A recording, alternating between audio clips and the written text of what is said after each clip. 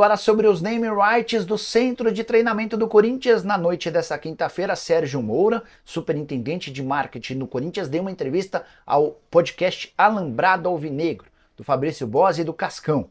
E o Sérgio explicou sobre uma série de temas. Para mim, o ponto mais importante foi quando ele garantiu que existem negociações avançadas para a venda dos nomes, para a venda do nome do centro de treinamento corintiano. De acordo com o superintendente, o Timão pode embolsar 350 milhões de reais por um contrato de 15 anos. Seria um valor estratosférico, especialmente levando em consideração que estamos contando ou falando sobre um centro de treinamento.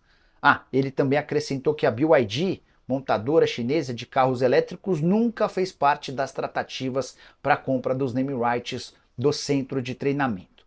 O Sérgio Moura também disse que toda essa exposição negativa causada pelo contrato de comissionamento do contrato da VaidBet tem interferido nas tratativas dele. Segundo o Sérgio Moura, uma grande empresa procurou recentemente o Corinthians para abrir negociações. Ele não quis dizer para qual propriedade, mas diante da exposição do contrato com a VaidBet, também daquela polêmica envolvendo a permuta com a Gazin, essa empresa perguntou para o Sérgio: mas você tem capacidade de garantir que não vai haver vazamento do nosso acordo e que isso não vai servir de problema ou de ridicularização para a nossa empresa? Sérgio Moura disse que ficou desconcertado e não pôde garantir isso para a grande empresa.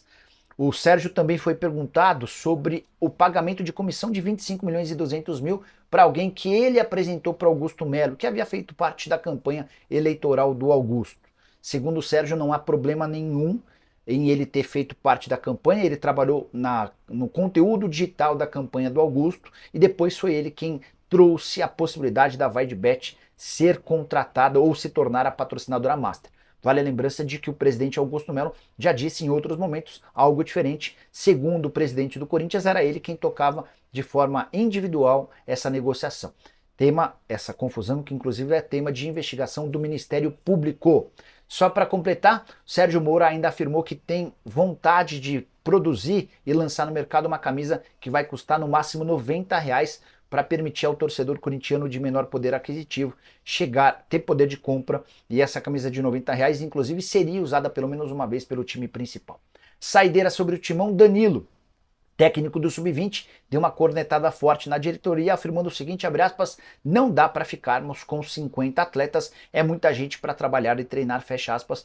Vale a lembrança de que desde que o Augusto Melo se tornou presidente do Corinthians, houve um inchaço nas categorias de base. Vários atletas, alguns deles sem condições, foram contratados, superlotando as categorias de base do Timão. A última informação é que o Clóvis Henrique, o empresário do Wesley, viajou para a Europa finalmente, a gente está chegando perto da janela, para ouvir as propostas que serão feitas ao garoto, ao clube, na verdade, pela contratação do garoto. O West Ham, especialmente, que é o principal interessado, que já sinalizou uma proposta de 18 milhões de euros, o Corinthians ainda está muito reticente, porque entende que ele pode valer mais.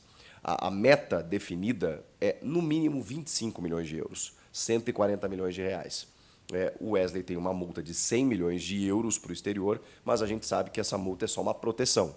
Então, chegando a 25 milhões de euros, é muito provável que o Corinthians faça a venda, porque precisa. O Augusto não quer vender, mas tem que vender um grande jogador por ano, para poder deixar as contas em dia. A venda de jogadores, segundo o Augusto, ela não tinha que ser a principal receita, ela tinha que ser a terceira, quarta. Beleza, isso eu concordo, mas em algum momento você precisa negociar. É o que sustenta o clube de futebol. E o Wesley tem chamado a atenção, ele tem só 18 anos, 19 agora, né?